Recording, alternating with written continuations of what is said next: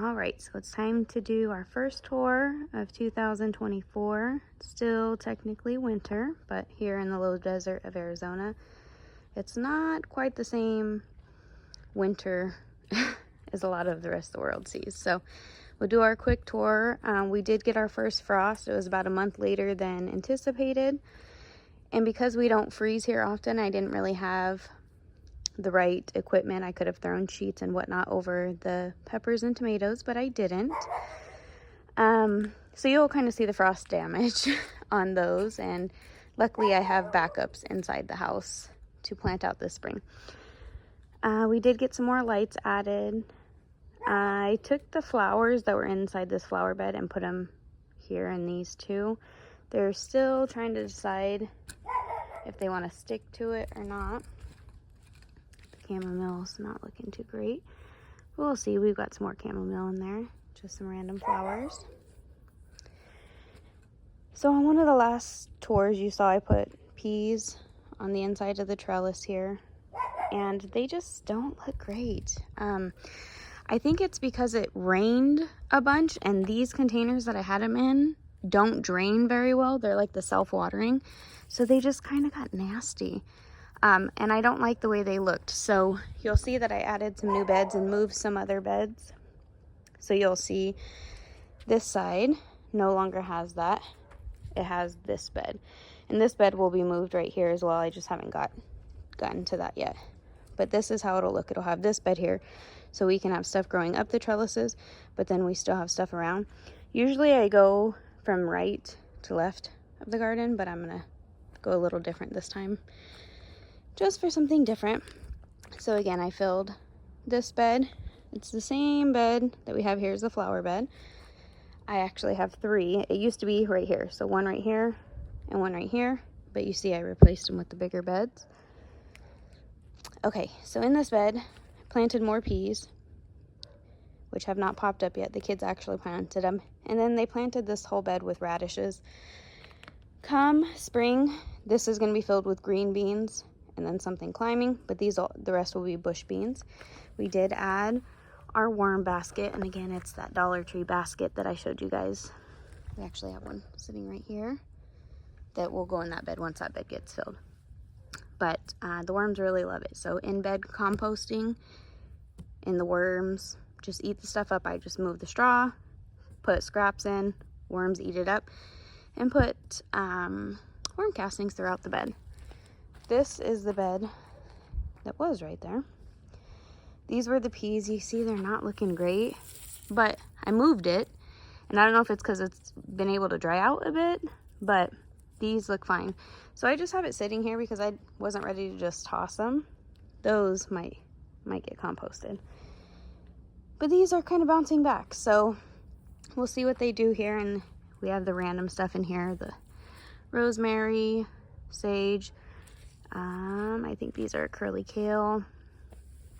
Nothing in there, but I keep it moist. We'll see. That'll probably be moved. I'm still enjoying the wood chips in the walkways. I think it looks nice. So you can see this bed was here. It's a lot bigger. And it has our cabbages. We've got green cabbage, red cabbage, and then garlic all the way around.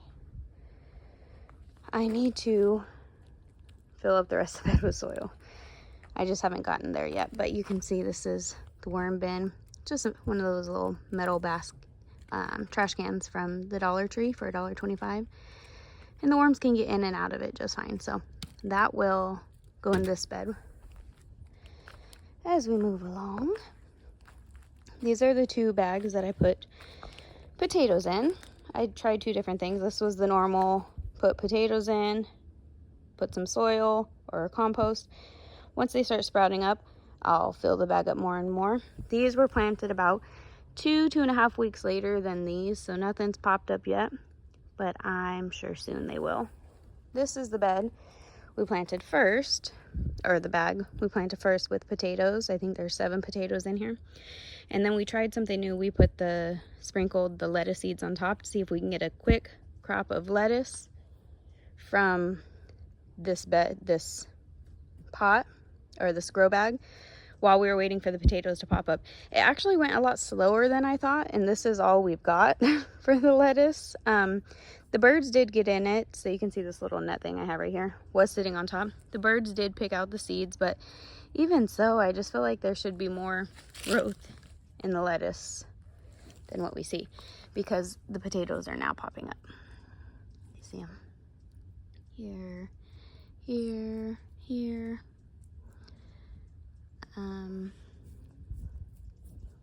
Right here. So we'll see. We got a little something, some microgreens out of it. You'll see that this garden tour is not perfect because, well, I'm not perfect. So I've got some supplies right here. Not looking great, but oh well. We'll go to this bed next. So from our cabbage and garlic, we have our cauliflower. The first 6 are cauliflower. The back 6 are broccoli. These are the ones Blue did not get to. And they are doing so good. I was actually excited. I came out the other morning and look at this. My very first ever cauliflower. He's so cute. I want to keep him up, or covered up, so that he doesn't start changing colors, but we'll see how big he can get. All of these are cauliflower, and there's a few of them in there. That's just the biggest one. Then these back 6 are broccoli, and I also have some baby broccolis. So cute. So I've never successfully grown these, so this is a big achievement for me. Here, you can see underneath, I need to probably clip some of these. They're like yellow. But here in the center, we had beets. First time successfully growing beets. I did, I don't know, like Detroit red or some sort of red variety, and then golden beets, and they were delicious. I actually ate some fresh, pickled some, and then also we ate the greens as like a spinach substitute with a stir fry, and it was heavenly. You can see here, so the game plan for this bed is that once these come out, this will be the sweet pepper bed, that will be the hot pepper bed. So I'm trying to, I took all the peppers out that were up there, trying to overwinter the peppers. So these are the sweet peppers. So that's kind of what we have going on right here. And then once these broccoli, cauliflower come out, I have more pepper plants inside that I've started for spring that will go on this side. So this whole bed will eventually be sweet peppers. So the ones that I cut down, they all still look green. Oh, this one's actually getting new growth. But I cut everything off except the peppers that still had peppers on them that I wanted, which were these bell peppers here, and here, here, and here. So I left the greens on thinking they'd be fine. Boy, was I wrong. So this is what frost damage looks like. We got down to 29 degrees, I believe. And so these plants will live. I'm just going to cut them back. I'm not going to be able to keep these peppers and whatnot, but I'm going to just cut them down like I did the others, and those should be fine. The garlic in this bed's still doing good. On the back where we used to have the peppers, we had the spicy peppers here, sweet peppers here. Now we have some other random stuff. You can see the garden's not completely filled up, and that's fine because come spring, this place will be packed. We've got some random bok choy, pak choy, tatsoi, Chinese cabbage. These are little babies I started. They should produce for me before it gets too hot. These 2 purple cauliflowers are the ones that were in this bed originally that Blue destroyed on Thanksgiving. He helped himself. And they were little sticks. I didn't think they were going to come back, but they are. So we'll see if those have enough time to produce. I think these are broccoli rabe, to be honest, right here. I'm not really sure. This is our 2-year-old basil. It's not looking too hot, but I think if I trim this down, I might be able to get it to last. Cilantro. We've cut this dang thing down so many times. Cilantro is one of those things that are actually hard for me to grow. Here in the low desert of Arizona, cilantro doesn't like the heat. So, you know, when you want to enjoy it in salsa and all that good stuff in the summer, not so much here. So I might have to try and grow it inside. We'll try that as an experiment. But it's loving it right now. We've cut this down multiple times. And in that little container right there, I think I told you guys in the last tour that I had cilantro seeds. I've never successfully grown it from seed. And there was a storm. It blew over the container that I had soaking and actually planted itself. And I was so happy because I've never successfully grown cilantro. So I took those little baby seedlings that were over there and I planted them over here. And they all seem to be doing okay. They look good. This one not so hot, but you see the hole. The birds are digging for worms. We've got a bunch of baby parsley here that I grew from seed. Then the rest is empty. So this is kind of wasted space at the moment, but it won't be for long. We're going to go through our tunnel here that's only half painted. Stops here. I need to finish painting that. We've got some new additions that we'll be adding because we know my fail over here with the dang citrus plants. All of my trees over there died. So we're gonna try it again and we're gonna try and be successful. So we've got a lemon and a lime and they look good. So we will see. I'll probably plant those in my next video and we'll watch the progress, see if I can maintain it. All of these spaces are empty, wasted space. But here we get into the tomatoes where you see that frost damage. This is what frost damage looks like on the tomato.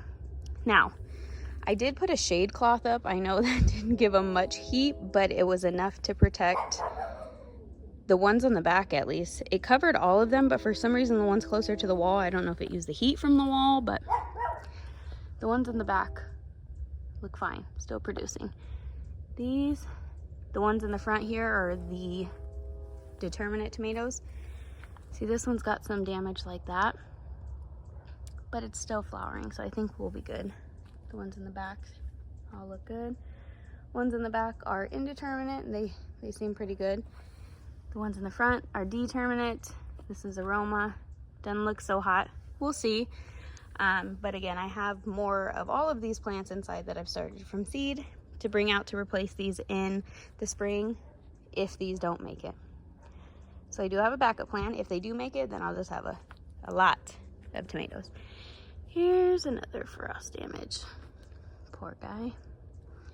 But his friend behind looks pretty fine. And then in front, I've just got some random lettuce. The lettuce, I don't know. I feel like lettuce used to grow really quick for me. But it just, I just feel like it's taken forever. There's nothing in this one. And then right here, there's not really anything. This is where we had the corn and the pumpkin plant before. And then if you look over here, this probably looks like weeds. And I can't say for certain that some of them aren't. But this is where the kids put all of those wildflower seeds a couple months ago. They just sprinkled it, so we'll see. We'll let it grow, see how many turn into flowers, and try and pluck the weeds. Like the one right there I know is a weed. We gotta pluck these weeds here. Got a random nasturtium right here. Made it through the frost just fine. That one popped up on its own, so I didn't have the heart to pull it out. This bed, we'll go from the other angle so you guys can see the back wall. And then this bed is this is the kale bed is what I call it right now, but it will be the spicy pepper bed. So over here I have all of the spicy peppers that I'm overwintering, and then this side will be filled with the new spicy pepper plants that I have inside. We've got lots of this right here, and the broccoli are my favorite spots in the garden right now. They look so full and lush. You guys know I like that. Battling the bugs, but you know, I'm sharing. There's plenty to go around. So we've got a couple different kinds of kale. We've harvested a lot off of these. So we've got dino, curly, red Russian, and then look at this beauty. The Swiss chard is just stunning. stunning. And we've got some more Swiss chard here. And then these are some of the peppers that I overwintered. And then again, ones that had peppers on them that I was waiting for them to change a little bit. This is what frost damage looks like. But again, I'll just cut these down like I did the other ones and they should bounce back. If not, we've got more peppers inside. Then we've got this bed, which this used to be this bed. You can see where the soil was before. Let's see. Where the carrots and onions are where that bed was. And this comes apart pretty easy. All four sides come off, so I just pulled it apart, left the soil intact, put the new bed around it, and filled around with soil. So we've got carrots and onions, we've got some more kale, mustard greens, collard greens in all different stages here. Now, and red onions right here. Now what I find interesting is I feel like from this angle, this is where they would get most of the sun. Yet, the carrots that I did with the tape and the 2 rows that I did just sprinkling seeds are all having the same effect. Very slow growth here, but towards that side, they're much bigger. You see that? I'm not sure why, but that's just what's happening. So that's this bed. Now there are some changes with our flower bed here. You see the nasturtiums did fine with the frost. But this used to be the flower bed, and we've got some sugar snap peas growing currently and some baby peas growing. But I've decided I need to try my hand, or I want to try my hand at blueberries and strawberries again because I failed. Strawberries I got as transplants from the store and they did fine, but then I tried to transplant them somewhere else and killed them, and it was a whole disaster. So, and then I bought blueberry plants, didn't know what I was doing with them, killed them. So I'm gonna try again because our family actually really likes those things, and I want to see if I can keep them going. So I will be adding some blueberry plants in here. Now this bed is only 4 foot by 2 foot. So I will be getting another one of these beds, which is 3 by 6, and it will be replacing this, so it'll stick out a foot on each end and a foot this way to give them more space. I'll keep something on the back right here to grow up, but as you see, I changed out this worm bin to another one of those little wicker or metal basket bins so that it took up less space in here. And then I bought bare root strawberry plants online, and they were delivered, and I planted them. So I've got those here, and there's one in between each one of these plants. By the time these I can either push these nasturtiums down like this and have them grow down to give them light, but right now they're doing fine protecting them. And then I'm going to put a blueberry plant here and a blueberry plant here. The goal is to keep them alive. Now, blueberries, strawberries like the same type of environment, so dedicating this to my blueberry strawberry bed with the exception of having something planted in here to climb up.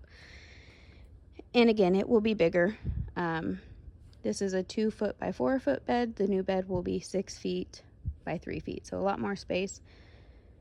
But yeah, this is no longer the flower bed. We're gonna add some blueberry bushes and strawberries, and you know, pop in maybe a flower or so every once in a while and see how we can make this work.